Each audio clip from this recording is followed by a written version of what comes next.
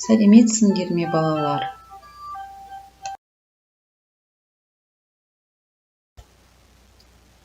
Бүгінгі сабағымыз білім беру саласы коммуникация.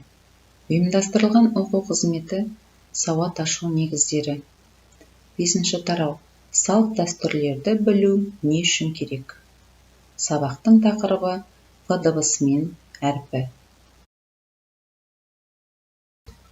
Оқу мақсаты: тілдің дыбыстарын естіп қабылдау, оларды сөздердің ішінен жеке бөлу және сөзден тыс жеке айту. Сөздегі дыбыстарды, олардың түрлерін ажыратып, дұрыс дыбыстау. Суретті кітаптардан ақпаратты табу.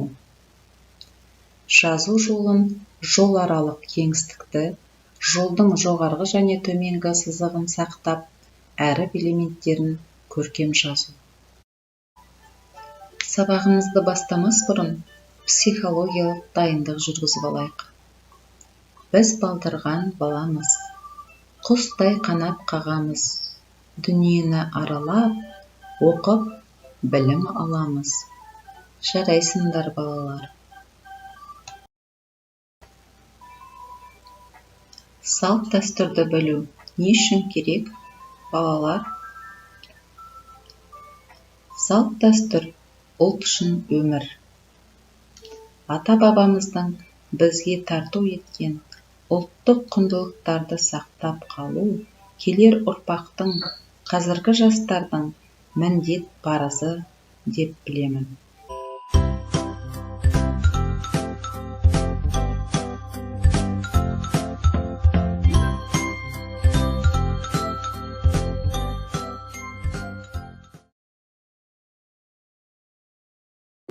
Мұқият зер салып қараңыздар. 1, 2, 3. П әрпі. П әрпі. Пәтер. Пәтер. Палас. Палас. Перде. Перде. Пима. Пима. Портфель. Портфель. Пальма. Пальма.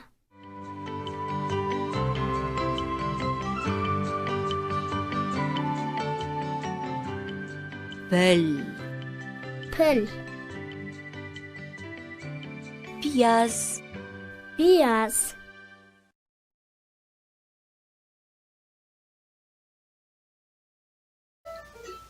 Олай болса, балалар, оқулықпен жұмыс. П әрпімен таныс бол. Мұзафар Әлімбай. Алдыңнан тап болар, әр үйде қақпа бар. Әр үйдегі қақпа, балалар, П дыбысына ұқсайды екен.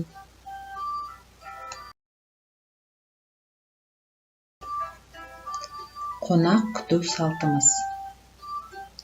Қазақ халқының ұлттық салт дәстүрінің бірі қонақжайлылық.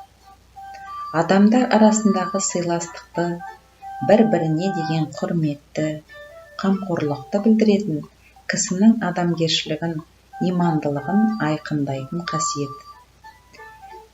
Балалар, үйге қонақ келетінін қалай болжауға болады? Жарайсыңдар, балалар, дастархан мәзірінен.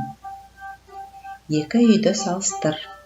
Бірінші үйді пәтер бөлмесі бейнеленген, екінші үй киіз үй. Киіз үй атамыз алаш, керегеміз ағаш, ата-бабаларымыздың негізгі баспанасы. Бөлме және киіз үй ішінен П дыбысы бар заттарды ізде.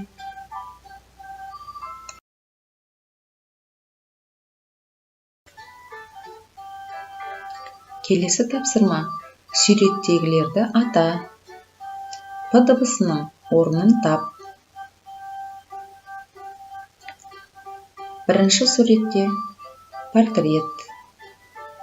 Портрет сөзінде 2 буын бар. П дыбысы бірінші буында кездеседі екен. Дыбыстық талдау жасауды ұмытпайық. Доп және көрпе сөздерін буынға бөліп дыбыстық талдау жаса. Қонақ келгенде сенің көңіл күйің қандай болады? Белгіле. Ишарамен көрсет.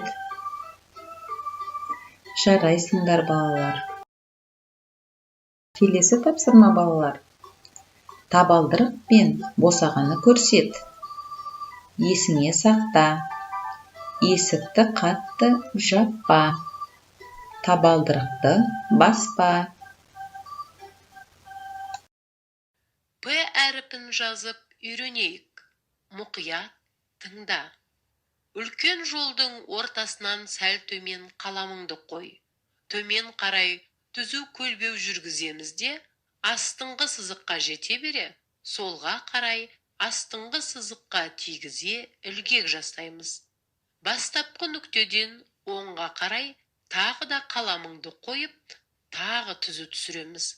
Астыңғы сызыққа жете бере, оңға қарай астыңғы сызыққа тигізе ілгек жасаймыз. Бірінші элементтің сол жағын ала, солдан оңға қарай түзу қалпақ кигіземіз. Жазу жолының үстіңгі сызығына қаламыңды қой. Астыңғы сызыққа дейін түзу түсіріп, сол сызықты бастыра, ортасына дейін қайта көтерілеміз де, оңға қарай бұра, үстіңгі сызыққа тигізе доға сызамыз. Түзу сызықпен жалғастыра, астыңғы сызыққа тигізе ілгек жасаймыз. Дәптеріңді ашып, менімен бірге П әріпін жаз.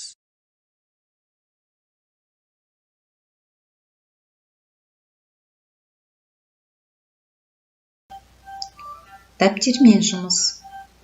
Жазу жолын, жол аралық кеңістікті, жолдың жоғарғы және төменгі сызығын сақтай отырып, әріп элементтерін көркем жаз.